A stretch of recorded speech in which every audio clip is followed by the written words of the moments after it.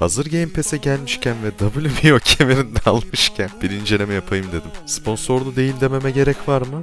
Evet, dediğiniz gibi yok. Hadi videoya geçelim. Hikayemizi biz yazıyoruz. İsterseniz 40 yaşında bile başlayabileceğiniz boks kariyerinizde olacak her şeyi siz belirliyorsunuz. İsterseniz orta sırada kıvranan biri olun, isterseniz şampiyon olun. Tamamen size bağlı. Grafikler ve optimizasyon fena değil. Şundan dolayı fena değil diyorum. Oyunu medium'da da oynadım, high'da da, ultra'da da. Öyle aman aman bir fark görünmüyor. Görünen fark arkadaki seyircinin daha net ve seçilebilir olması oluyor genelde. Ultra ayarlarda da optimizasyon başını ardını dağıtıyor diyebilirim. Zaten boks oyununda açıkçası hikayesi varsa o anlatılır, bir de oynanışı anlatılır. Fight Night Champion gibi bir oyun değilsen tabi. Belki gelir bir gün, o da kim bilir. Neyse, oynanışa geçelim. Bokstaki hangi duruş, hangi blok stili, hangi yumruk stili varsa eklenmiş oyuna. Misal Muhammed Ali'nin yumruk stili gibi. Kariyer üzerinden anlatmak istiyorum bu kısmı. Kariyere başladığınızda istediğiniz karakteri, tipi, boks stilini ve sikletini seçebiliyorsunuz. Az önce de anlattım. Ben oynarken içeri giren ve öldürücü kroşeleriyle kombinasyon yapan bir şampiyon yarattım. Yalan yok, sonuçta kemer aldım. Oynadığım çoğu maç kolay geçti ama bunun nedeni zorluk seviyesindendi. Oraya bu kısımdan sonra geleceğim. Bazı maçlarda o kadar zorlandım ki adama vuruyorum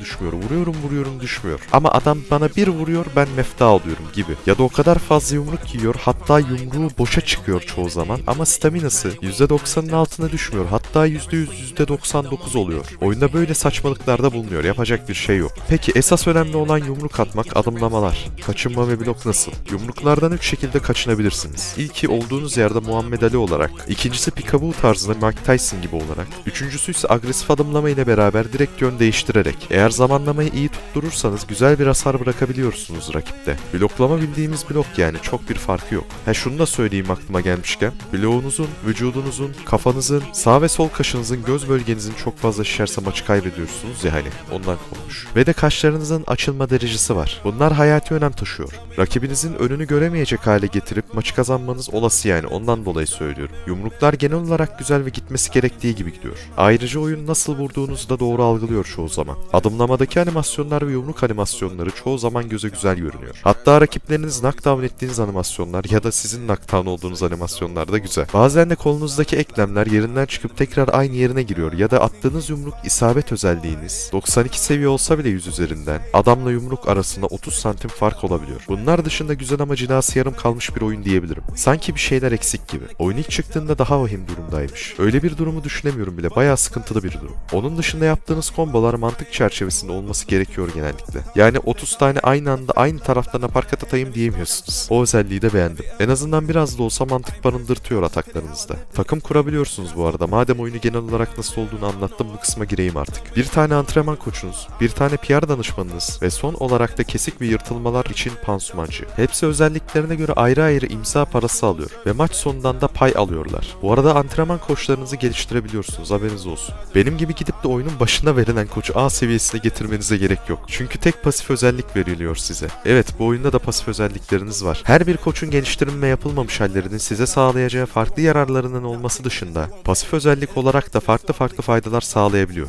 Rakibinizi belirleme konusunda da şöyle işliyor. Sıralamanıza göre size yakın isimleri seçmek mantıklı ve genelde bunlar boş oluyor. Bu rakiplere sözleşme götürüyorsunuz ve buna göre de size geri dönüş yapılıyor. Kabul ediyorlar veya karşı teklif yapıyorlar. Teklifin içerisinde ringden tutun, yapması zorunlu sosyal aktiviteleriniz bile var. Alacağınız paranın yüzdeliğini belirleyebiliyorsunuz. Hatta gelecek olan ünü bile ayarlayabiliyorsunuz. Güzel maddeler var. Şunu da söyleyeyim, maddeler arasında kaç hafta antrenman yapabileceğinizi de seçebiliyorsunuz. İlk yapacağınız maçlarda haftalar kısa olsa da sonraki yapacağınız büyük maçlarda 4 aya kadar hazırlanma süreci yaratabilirsiniz. Fakat şöyle bir sıkıntı var. Fight Night Champions'taki gibi antrenmanları siz yapmıyorsunuz. Otomatik yapılıyor. Bence antrenmanları bizim yapmamız gerekiyordu kesinlikle. Yapmak istemeyenler simüle edebilirdi. Bu konuda üzdü beni. Zorluğu hemen söylüyorum. Input okuma. Evet, zorluk bu. Eğer ilk defa oynayacaksanız gidin amatörde oynayın. Hatta full amatörde oynamaya devam edin oyunu. Amatörde bile değişik garip grup yumruklar yiyebiliyorsunuz çünkü. Hatta amatörde de stamina olarak %100,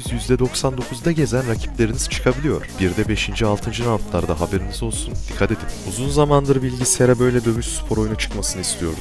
Undisputed bu açlığımı biraz da olsa doyurdu. Sıradaki istediğim bir UFC oyunu. Her zaman istiyordum da sevgili Ye hiçbir zaman çıkarmayacak gibi duruyor. Bu kadar paragöz bir firma UFC 6 çıkaracak ama UFC 1 bile hala PC'ye çıkaramadı. Çok ilginç bir firma gerçekten. Neyse, izlediğiniz için teşekkür ederim. İyi günler dilerim efendim.